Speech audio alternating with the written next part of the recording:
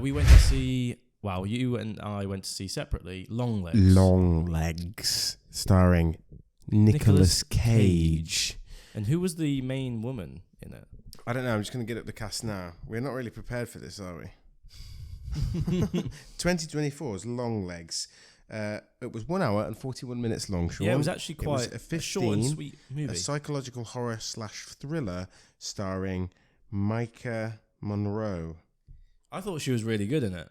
She was very weird. She was a really unique kind of protagonist to have. Like, not your typical, like, either final girl, stereotypical horror female character. She made you feel just as uncomfortable as, say, a villain would. Yeah, it was almost like an unreliable narrator as well, wasn't it? Because she has, I don't think it's a spoiler alert, but she has something psychologically different about her backstory and character that comes through, kind of suppressed in the story. Something that involves her that's suppressed for her and obviously the audience until it's finally revealed. I think Long Legs is going to be proper Marmite for some people as a film. Can I tell you why I think I agree with you? Go on.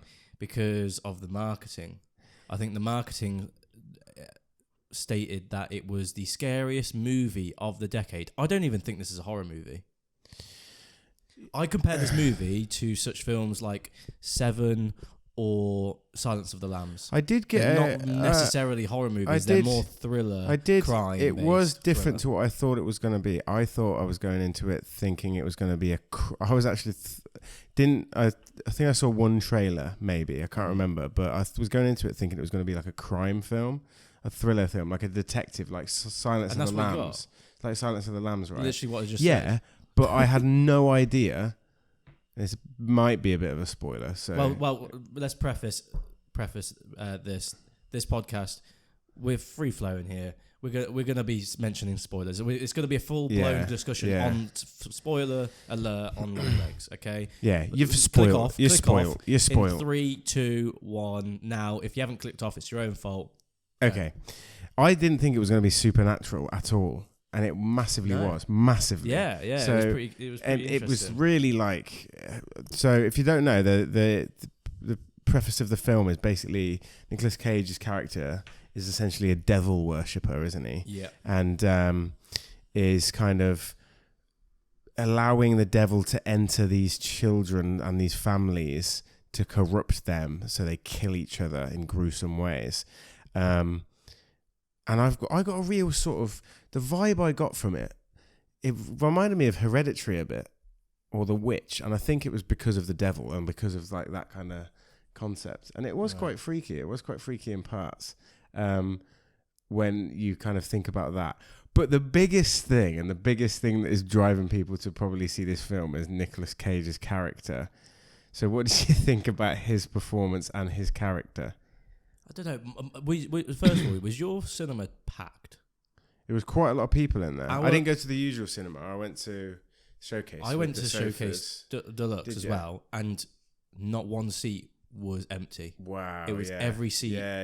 It was the fullest cinema screen I've seen in a while. They've done a killer job with the marketing then. I mean, I think people have gone to see this film because they think it's going to be scary. That's and they the think thing. it's... And this is why I said it would be Marmite, because I think a lot of people won't appreciate the kind of craft work of the film, and there is a lot in there in terms of it's almost a bit too stylistic in the way that it's filmed. It has an independent feel to it. Yeah, an independent movie, and I think it is because it is an independent movie. There's a lot of interesting crafted shots, like with symmetry and full frontal face shots, and even like sideways shots to the face when people are driving and they're having full conversations like that. You've got the aspect ratio change as well. The aspect ratio change. The music choices. There are a lot of wide shots. Yeah. And it feels close to you. It feels like I heard someone explain it like the film is invading your personal space, which I like that analogy. And I liked the beginning of the film way more up until the bit where we actually saw Nicolas Cage's character completely for the first time, and then I think it went downhill in my opinion. What? Yeah. I much preferred when completely disagree. I much preferred when we were getting glimpses of him. We didn't see his true character. And do you know the bit where she goes outside the house, and you Which part? see She goes outside. She goes outside of her house, and you see Nicolas Cage's character go into her house, and he's at in the the very, house. very. Oh yeah, that bit. Yeah. That was terrifying. I thought that was great. It was very tense. And it was. I liked the not knowing part more than the actual discovery, and I just wish it was. I don't. I mean, it's like me saying I wish one genre is a different genre, but I wish it didn't have the supernatural element. I think I would have preferred it if he was just a killer, right? And he was nuts. So when I exited the cinema, I was initially a bit taken back because I thought this film was going to be one thing, but it was a completely different thing. So I thought it was going to be a full-blown horror. It's going to be terrifying because that's what it was advertised at. I think it was false advertised. The advertiser did very well because I think it got people in the cinema to watch it, and I don't think it's a bad film because of that. Because I think as the genre it sits in, which I believe is just a suspense thriller, it's a good film. It is a really good film when it sits within that. However, I heard people coming out of the cinema talking about it, and they're saying, I was a little bit disappointed. I was expecting it to be scary. I think some people would see it as slow, but it's scary because it creates an atmosphere and a tension. Like, what would you have that's scary? Lots of more jump scares. Like, I'm asking what that person would have. Yeah. What that person would have done to improve it. I mean, when Nicolas Cage said "Hail Satan" and smashed his face down into the table repeatedly, I was like, that was crazy. now, I do agree. You know, the small glimpses was suspenseful. I wouldn't necessarily say that I was scared, but I was very suspense. I was very tense in the cinema, and it did intrigue me. But that's what those moments should do at the beginning of the film, first half of the film. It should intrigue the audience to be drawn in, and then you allow your audience to understand exactly what this story is coming to. You can't have it like that throughout the whole thing because you're just teasing your audience too much. So when Nicolas Cage came in and you saw his character in all it long legs' glory, I loved Nicolas Cage in this. Did you think it was bordering on comical though? So there were moments where I saw Nicolas Cage and his singing and then his acting and his makeup was almost too much. But the prosthetics. But as I grew familiar with the character and the atmosphere of the film, it then quickly became, oh, this is actually unsettling. His character is unsettling. Yeah. I was glued to the screen, almost similarly to, people were going to be like, oh my God, I can't believe you're comparing him to that. But on a smaller scale to Heath Ledger's Joker. Obviously, people are going to compare him to it. Wow! But I genuinely was glued to the screen when Nicolas Cage was having his monologues. I think just like it's his best performance in ages. It's his best performance in ages. Like, I mean, I know he does wild films and weird indie choices these days, but compared to that film we watched on the channel, that H.P. Lovecraft one called Colour Out of Space that he did, like his acting is much better in this. Of course, I mean it's a character that he can have fun with, and it really suits his acting style.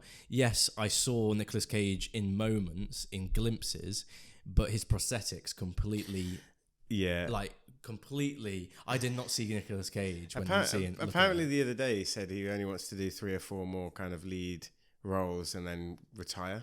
Okay. Yeah, interesting. From would you say that was a lead role then? No, I don't think that's a lead role. No. No. I mean, maybe. I mean, it's top billing and he's a producer on it and stuff like that. But yeah, I wouldn't call it a lead role. No, I think she was the main lead role, wasn't she? The Micah Monroe, her agent character. But but the characters, man. The one thing that infuriated me about this film. Do you know the guy that's like the FBI and he's top in the FBI? That's her boss. He just does random weird stuff. Like, there's no way some of the stuff. Like what? I don't know. Like, he'll go out with her on this case. Yeah. And bits of it seemed out of place to me. Like some of the characters and what they were doing. Like what?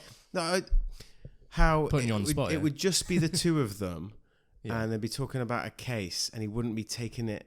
he wouldn't be taking her off the case, or he wouldn't be taking it further or giving it to someone else, or he would, because of her go relationship along on with the the case. he'd go along on the investigation when he's the head of the FBI or whatever, and then he's the head in that area and stuff like that. I mean, it was a case that was lasting over 30 years, so I think he would probably want to be attached to it, and I think he was the one that had the most experience and knowledge on the case, and he brought her in because she had some, I actually paranormal skills. I try and never leave the cinema to go to the toilet, right? But I did in this film, and it was the bit where, because I got filled in by our mate who went with me, where they found the first doll. Yeah, they did a scan on it, and there was like a ball thing inside. Yeah, did they explain what that was?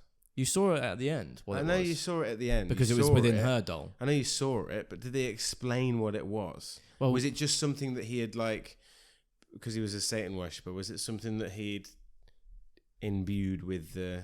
I guess he would just summon something and capture it within the spherical ball. But the person that looked at the first doll said that there was nothing inside it. Obviously, he wouldn't have been able to tell that there was. I mean, there was one cool thing about this film in that it was pretty brave in its grim ending, because she doesn't save the girl, the entire family get killed. She saves the girl.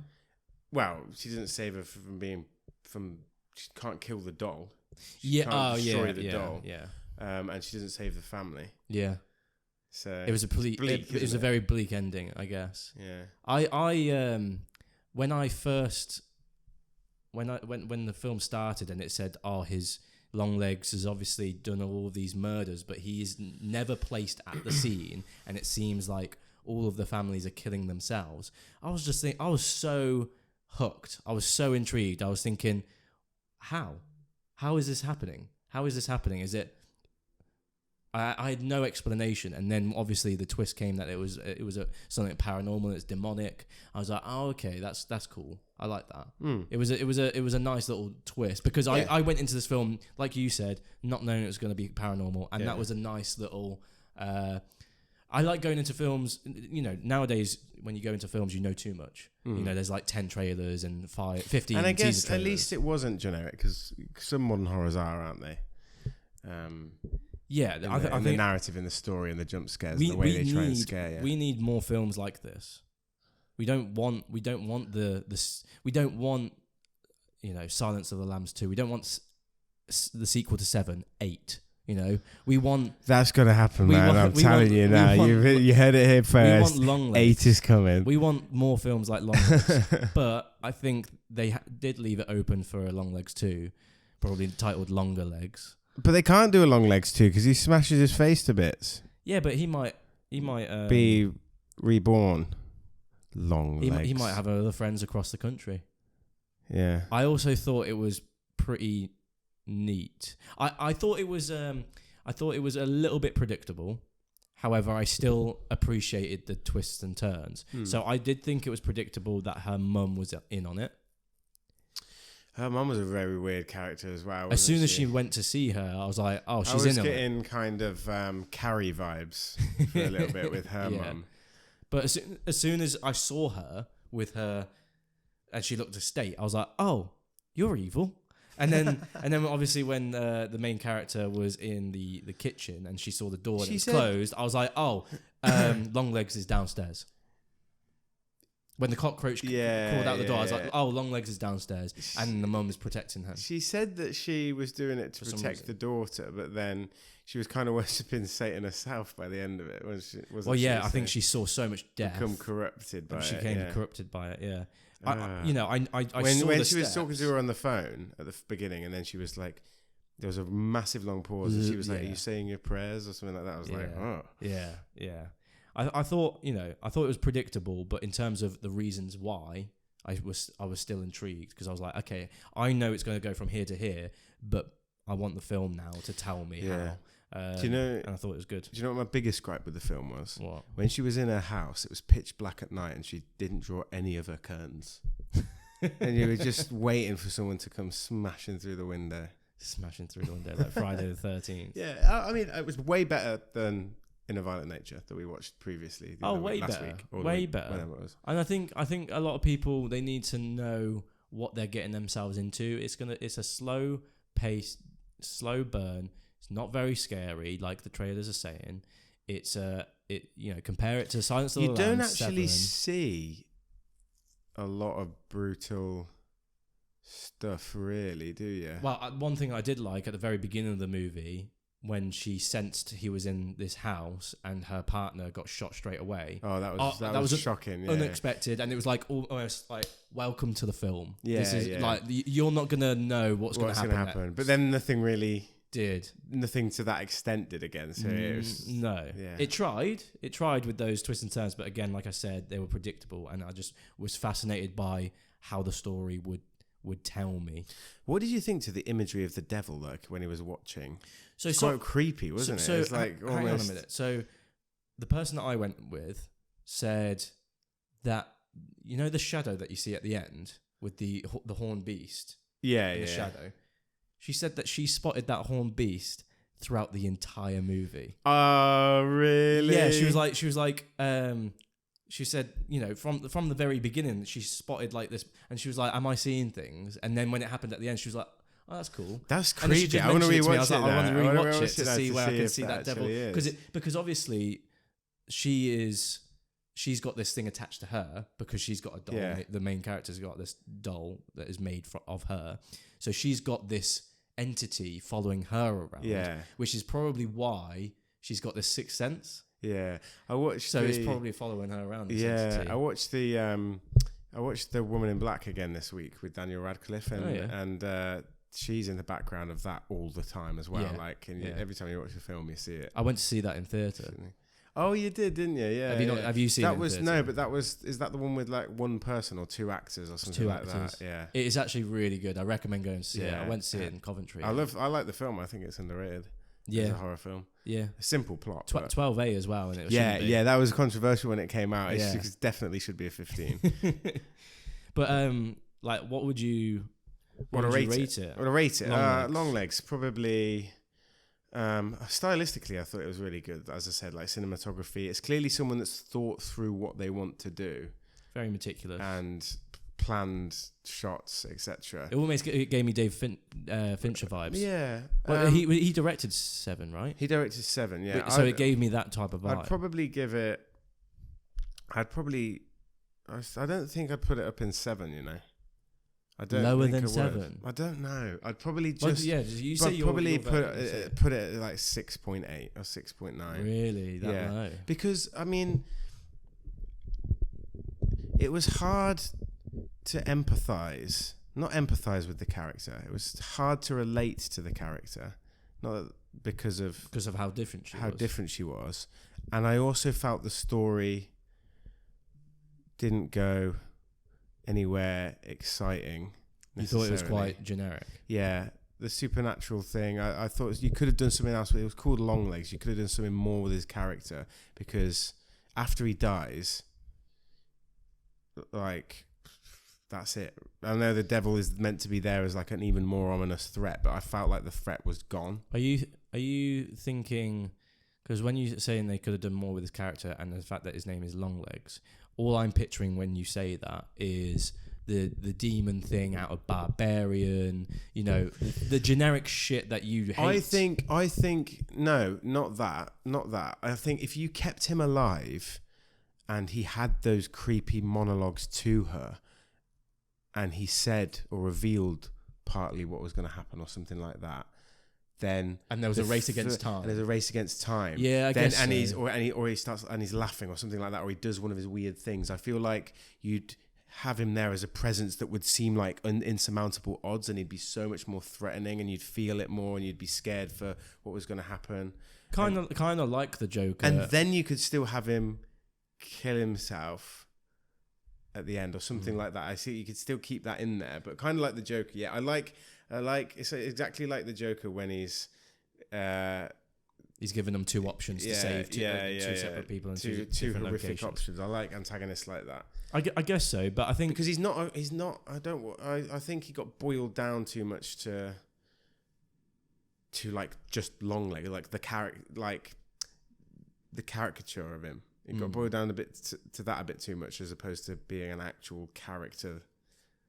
Do you know what I would want then? Go on. I'd want a backstory. I want a prequel of how Longlegs came to be. I could imagine him doing that. Set in the 70s. Yeah. How did he? It was set in the 90s, wasn't it? This film. It was set in the 90s, but like his first kill was in the 70s. Yeah.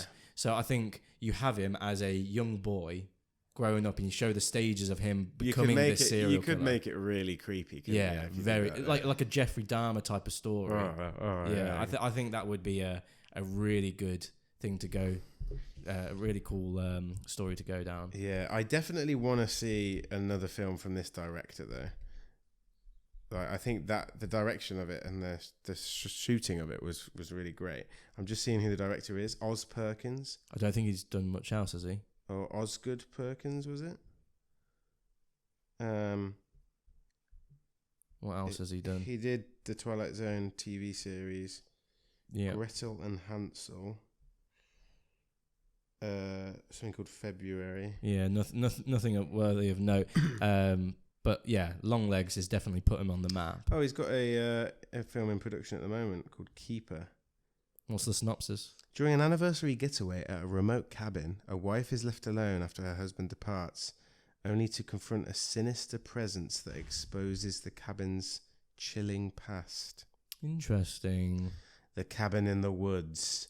It's got Tatiana Maslany in, who plays She-Hulk. Oh yeah.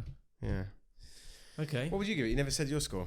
I would want to watch it again with the expectations that I have now and knowing what I know now, because it's hard to give it a fair score when I was going in excited about seeing one thing and getting something else, but that was still good, but it just wasn't what I was expecting. Imagine going into see an Avengers movie and you walk in and you actually get an Eternals movie. Yeah, you'd be pretty fucking disappointed. Look, mate, I've said it before. I'll say it again. I think Eternals got way too much hate for what it was.